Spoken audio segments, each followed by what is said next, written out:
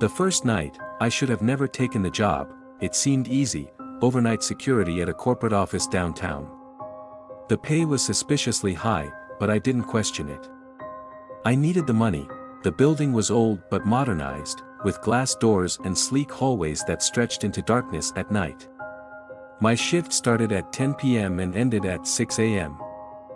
8 hours of patrolling empty hallways, monitoring security cameras, and ensuring the office was locked up. The manager, Mr. Caldwell, handed me a laminated list of rules before leaving. At first, I laughed. 1. Never turn off the security cameras, no matter what you see. 2. If you hear footsteps behind you, do not turn around. Keep walking. 3. The elevators should never be used after midnight. If one opens, do not step inside. 5. If a phone rings at the security desk, do not answer it. No one should be calling. I glanced at Mr. Caldwell, expecting a smirk or some sign this was a joke, but his face was grim. Follow the rules, and you'll be fine, he said. Then he left. Alone, I settled into the security desk and scanned the cameras. The office was sleek, glass cubicles, motion sensor lights, and long hallways lined with framed portraits of past CEOs.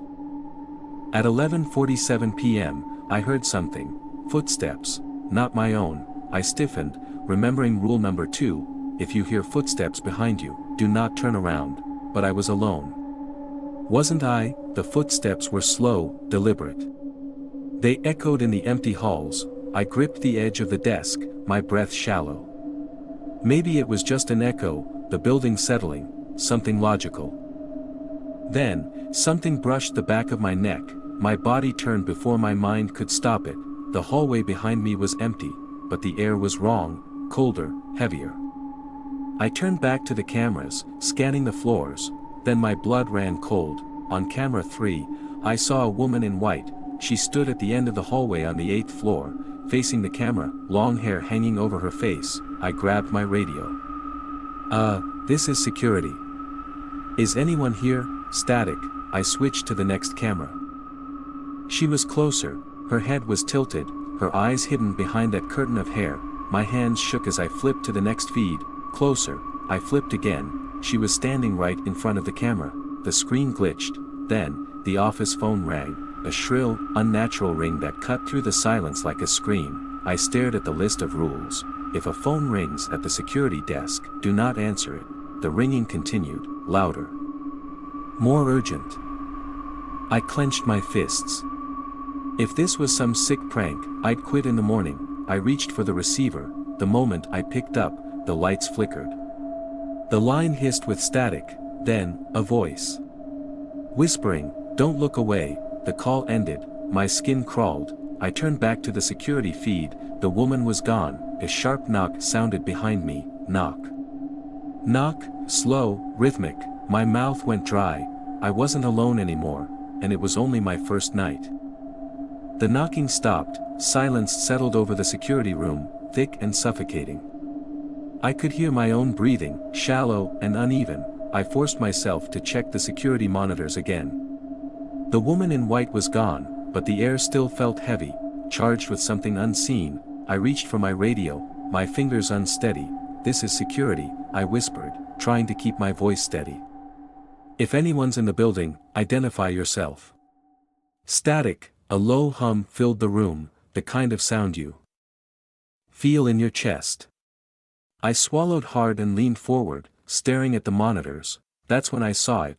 The elevator doors on the 3rd floor slid open, but no one had pressed the button. My stomach twisted. Rule number 3, the elevator should never be used after midnight. If one opens, do not step inside. The clock in the corner of the screen read 12:04 a.m. I clenched my jaw. The doors remained open, like a silent invitation. The light inside flickered weakly, casting eerie shadows on the empty floor. Then, the camera feed glitched. For a split second, something flashed across the screen. I froze. It was her. The woman in white was inside the elevator, and she was smiling, a wide, unnatural grin stretching too far across her face. The feed cut to static. I shot up from my chair. This wasn't a prank. This wasn't my imagination. I grabbed my flashlight and stepped into the hallway, my legs tense and ready to run.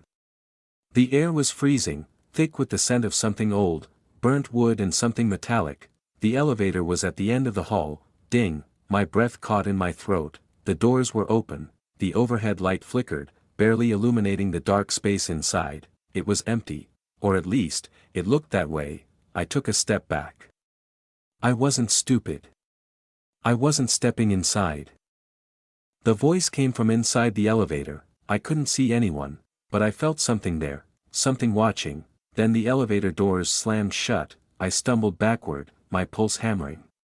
The panel flickered, the floor numbers flashing erratically. The elevator was moving, but it wasn't going up or down. The numbers on the panel changed too fast, blurring together. Then, the screen turned black.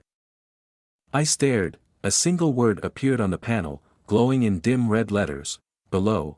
The building only had 10 floors, none below ground, and yet, the elevator was descending into something that shouldn't exist. I bolted back to the security office, slamming the door shut behind me. My breath came in ragged gasps as I collapsed into the chair, my hands trembling. I checked the monitors. Every single camera showed static, except for one. The feed flickered, struggling to focus. Then, an image appeared, a hallway I didn't recognize. It looked old, decayed.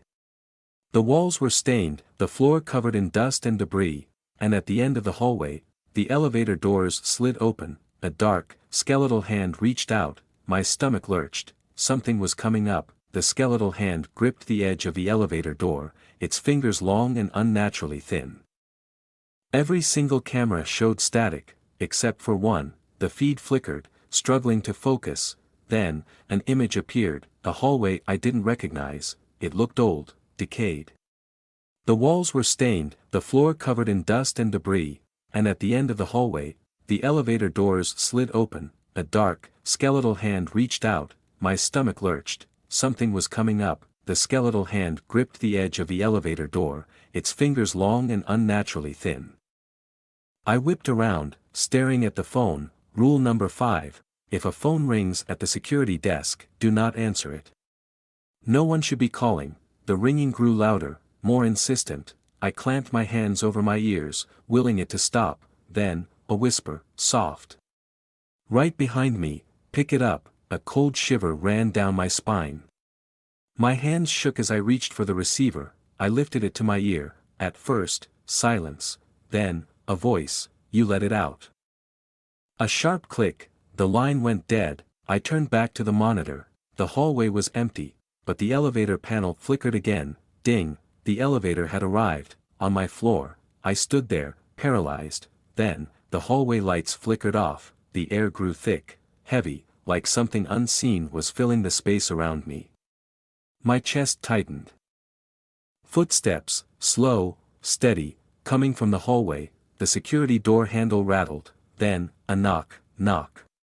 Knock. I held my breath. The handle turned.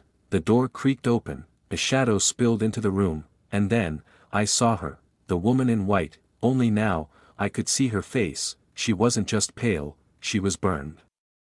Charred skin, melted flesh, hollow eyes staring straight through me. Her mouth twisted as if trying to form words, but no sound came. I staggered back, my legs shaking. Her head tilted, and then, she whispered, "Run." The lights exploded, the room plunged into total darkness, and something else stepped inside. I didn't wait to see what. I ran. I sprinted down the hall, heart pounding so hard it hurt. I could hear it, the thing chasing me.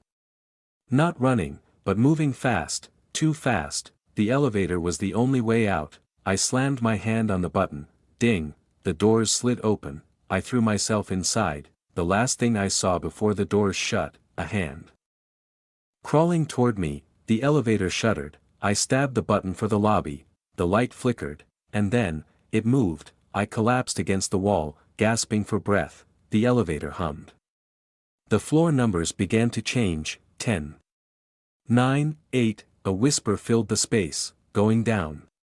My stomach twisted, the panel flickered. I wasn't going up, I was going below, beyond the basement, beyond anything that should exist. The doors slid open, darkness, a hallway stretched out before me, old. Crawling toward and rotting.